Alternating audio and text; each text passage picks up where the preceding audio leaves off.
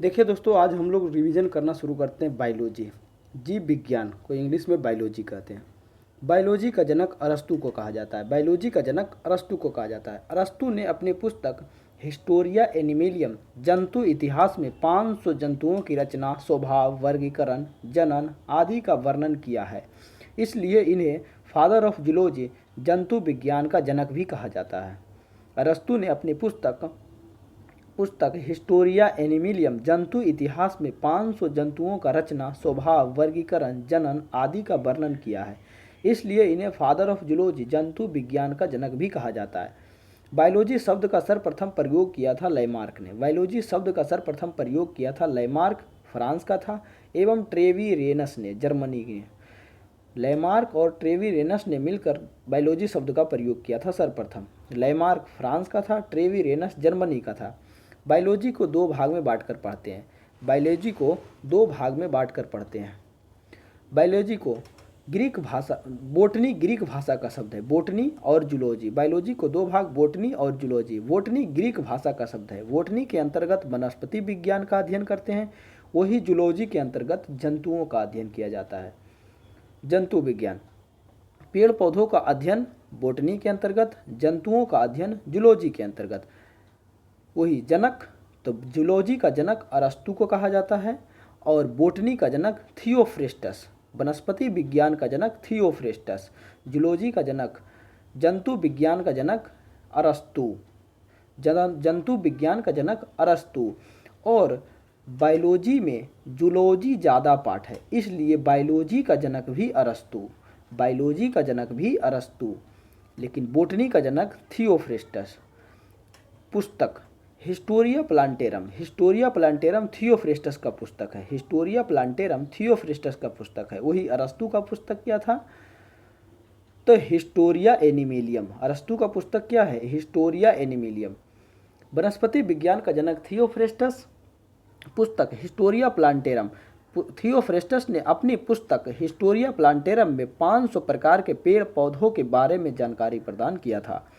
Theophrastus ने अपनी पुस्तक हिस्टोरिया प्लांटेरम में 500 प्रकार के पेड़ पौधों के बारे में जानकारी प्रदान किया था। हिस्टोरिया एनिमिलियम का लेखक अरस्तु है। हिस्टोरिया एनिमिलियम का लेखक अरस्तु है।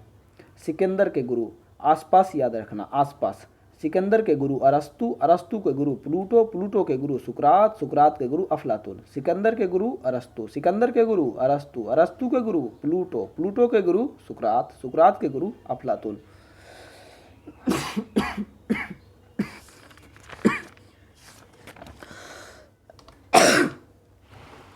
सॉरी,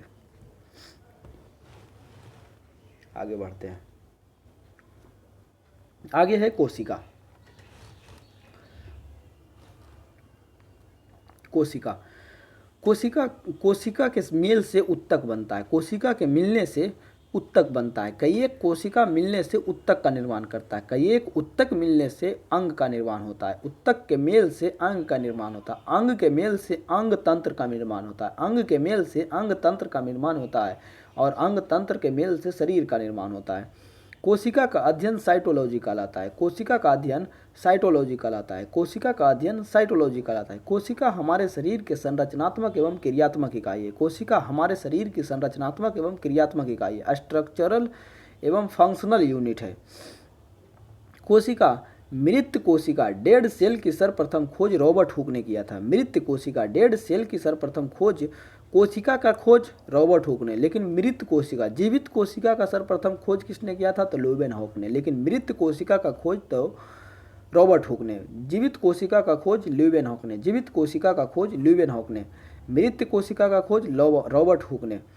रॉबर्ट हुक की पुस्तक का नाम माइक्रोग्राफिया है। रॉबर्ट हुक का पुस्तक का नाम माइक्रोग्राफिया है। रॉबर्ट हुक ने मृत कोशिका का खोज कॉर्क की कोशिका में किया था। कॉर्क, कॉर्क एक पेड़ है, कॉर्क की कोशिका में किया था। जीवित कोशिका का खोज ल्यूवेनहॉक ने किया था, लेकिन मृत कोशिका का खोज रॉबर्ट हुक ने। सर्वप्रथम कोशिका का खोज रॉबर्ट हुक ने, लेकिन मृत कोशिका, सर्वप्रथम जीवित कोशिका का खोज ल्यूवेनहॉक। समझना है बात को। जंतु कोशिका, एनिमल सेल की सर्वप्रथम खोज ल्यूवेनहॉक ने। जंतु कोशिका, एनिमल सेल की सर्वप्रथम खोज ल्यूवेनहॉक ने। जंतु कोशिका, एनिमल सेल की सर्वप्रथम खोज ल्यूवेनहॉक ने। जीवाणु विज्ञान, बैक्टीरियोलॉजी का जनक ल्यूवेनहॉक तथा लुईस पास्चर को कहा जाता है। दूध का पाश्चीकरण किसने दिया था? लुईस पास्चर ने। जीवाणु विज्ञान बैक्टीरियोलॉजी का जनक ल्यूवेनहॉक को कहा जाता है। लुईस पास्चर, ल्यूवेनहॉक तथा लुईस पास्चर को।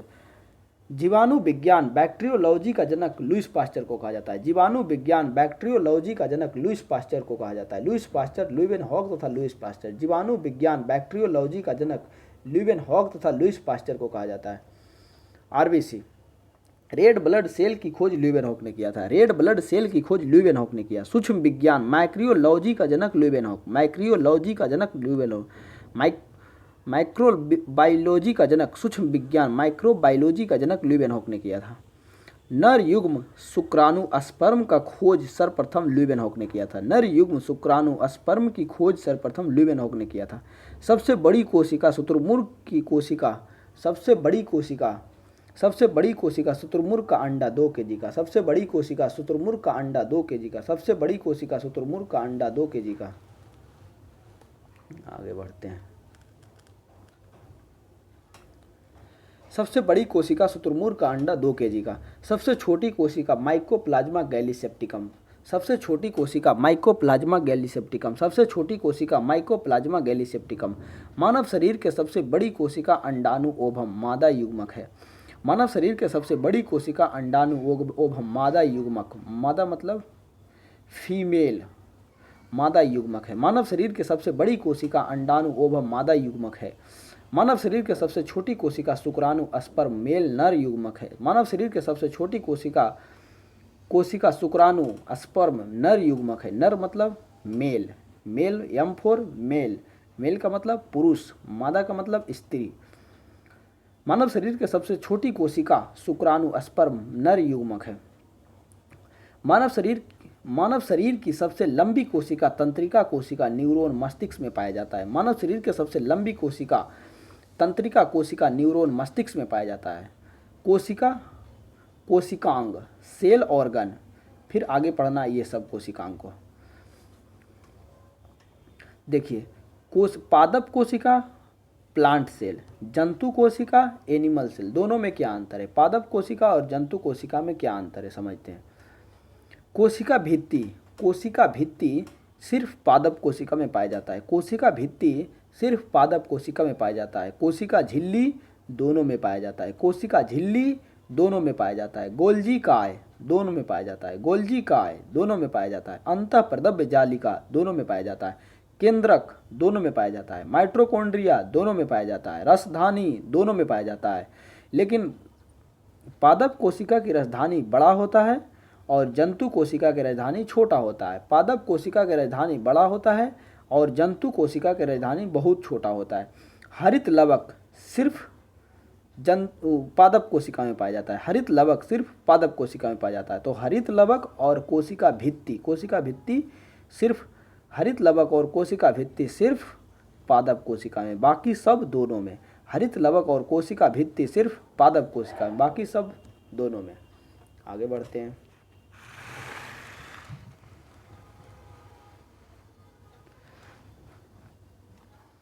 पादप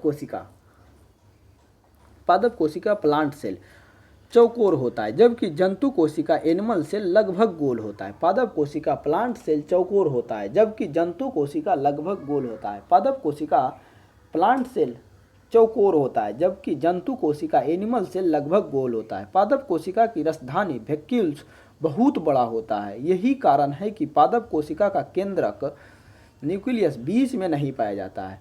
पादप कोशिका का रसधानी वैक्यूल्स बहुत बड़ा होता है। रसधानी वैक्यूल्स बहुत बड़ा होता है। यही कारण है कि पादप कोशिका का केंद्रक न्यूक्लियस बीच में नहीं पाया जाता है। रसधानी ढकेल देता है करगी में।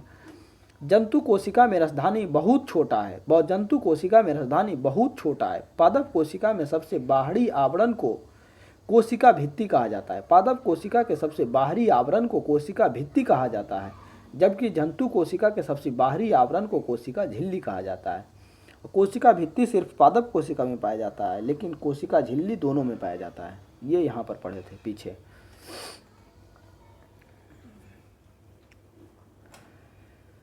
जंतु कोशिका में कोशिका भित्ति नहीं पाया जाता है। जंतु कोशिका में कोशिका भित्ति नहीं पाया जाता है। केंद्रक। केंद्रक को न्यूक्लियस, कोशिका का दिमाग कहते हैं। केंद्रक को न्यूक्लियस इंग्लिश में कोशिका का दिमाग कहते हैं। कोशिका झिल्ली, सेल मेम्ब्रेन, सेल मेम्ब्रेन सबसे इधर। कोशिका द्रव, बिंदु बिंदु जो रहता है कोशिका द्रव।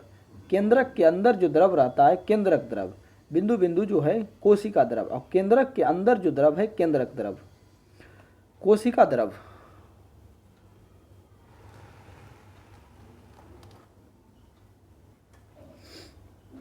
आगे केंद्रक, न्यूक्लियस, कोशिका का दिमाग। कोशिका का दिमाग केंद्रक को कहा जाता है। कोशिका झिल्ली, सेल मेम्ब्रेन सबसे बाहर में पाया जाता है।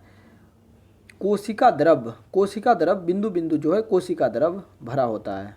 और केंद्रक द्रव, केंद्रक के अंदर जो द्रव रहता है केंद्रक द्रव कहलाता है। आगे कोशिका द्रव किसको कहते हैं? यह एक तरल अर्ध तरल पदार्थ होता है, दही की तरह। कोशिका द्रव यह एक अर्ध तरल पदार्थ होता है दही की तरह। जितने भी कोशिकांग है, राइबोसोम, माइटोकॉन्ड्रिया, लाइसोसोम, गोल्गी काय, तारक काय, इंडोप्लाज्मिक रेटिकुलम,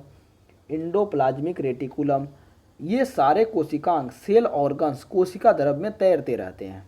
कोशिका द्रव किसको कहा जाता है? यह अर्ध तरल पदार्थ होता है। कोशिका द्रव यह अर्ध तरल पदार्थ होता है दही की तरह। जितने भी कोशिकांग है, राइबोसोम, माइटोकॉन्ड्रिया, लाइसोसोम, गोल्गी काय, तारक काय, इंडोप्लाज्मिक रेटिकुलम, ये सारे कोशिकांग, सेल ऑर्गन कोशिका द्रव में तैरते रहते हैं। अब कोशिका, कोशिका जीव द्रव, प्रोटोप्लाज्म, जीव द्रव कोशिका में, जीव द्रव प्रोटोप्लाज्म। कोशिका द्रव और केंद्रक द्रव दोनों को मिला देंगे तो जीव द्रव, क्योंकि द्रव अगर सूख गया तो सारा जितना भी है, लाइसोसोम, गोल्गी काय, तारक काय, इंडोप्लाज्मिक, माइटोकॉन्ड्रिया, सब मर जाएगा। इसीलिए जीव द्रव इसको कहते हैं। दोनों अगर सूख गया तो केंद्रक मरेगा और बाकी सब जिसमें इसमें तैर रहा है वही मर जाएगा। कोशिका द्रव, जीव द्रव में कोशिका द्रव और केंद्रक द्रव दोनों मिल रहेगा, लेकिन कोशिका द्रव में कोशिका झिल्ली एवं केंद्रक के बीच वाला द्रव, जो ये बिंदु बिंदु दिखाई दे रहा है ना, ये इस अंदर वाला द्रव नहीं, इसके बाहर में जो है केंद्रक और कोशिका झिल्ली के बीच में जो द्रव है उसी को बोलेंगे कोशिका द्रव। केंद्रक द्रव जो केंद्रक के अंदर द्रव है केंद्रक द्रव। अब आगे बढ़ते हैं।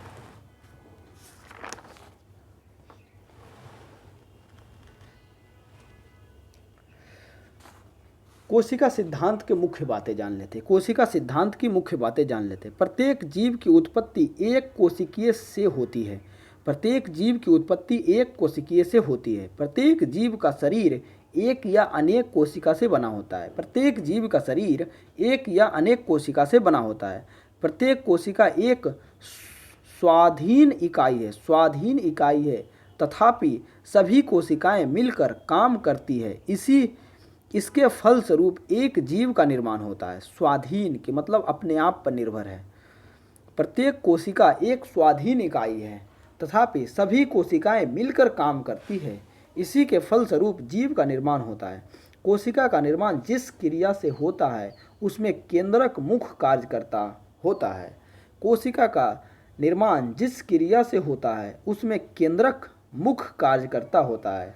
बताइए, दिमाग केंद्र, कोशिका का दिमाग किसको कहता है? केंद्रक। जब केंद्रक ही मुख्य कार्यकर्ता नहीं रहेगा तब कौन रहेगा?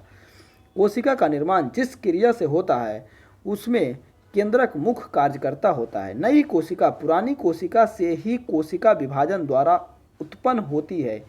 यह किसने कहा था? एडोल्फ विर्चो ने। नई कोशिका पुरानी कोशिका से ही उत्पन्न होती है, यह किसने कहा था? एडोल्फ विर्चो ने। नई कोशिका पुरानी कोशिका से ही विकसित होती है, यह किसने कहा था? एडोल्फ विर्चो ने। नई कोशिका पुरानी कोशिका से ही विकसित होती है, यह किसने कहा था? एडोल्फ विर्चो ने। नई कोशिका पुरानी कोशिका से ही विकसित होती है, कोशिका विभाजन द्वारा उत्पन्न होती है, यह किसने कहा था? एडोल्फ विर्चो ने। सबसे अधिक कोशिका विभाजन यकृत जिगर का होता है, लीवर का। पुनरुद्भवन शक्ति सबसे अधिक लीवर का। पुनरुद्भवन मतलब रीजेनरेशन, जल्दी विकास करना, कोई टूट फूट हुआ तुरंत रिपेयर कर देना। सबसे अधिक कोशिका विभाजन यकृत जिगर लीवर में होता है। पुनरुद्भवन शक्ति सबसे अधिक यकृत जिगर लीवर में होता है। सबसे कम कोशिका विभाजन मस्तिष्क ब्रेन। पुनरुद्भवन शक्ति मतलब रीजेनरेशन, दोबारा निर्माण होने की शक्ति सबसे कम होता है ब्रेन की कोशिका में। अब आगे पढ़ेंगे अगले वीडियो में कोशिका, सेल के बारे में। एक कोशिकीय बहुकोशिकीय यूनिसेल्यूलर मल्टीसेल्यूलर के आगे से अगले क्लास में। Thank you.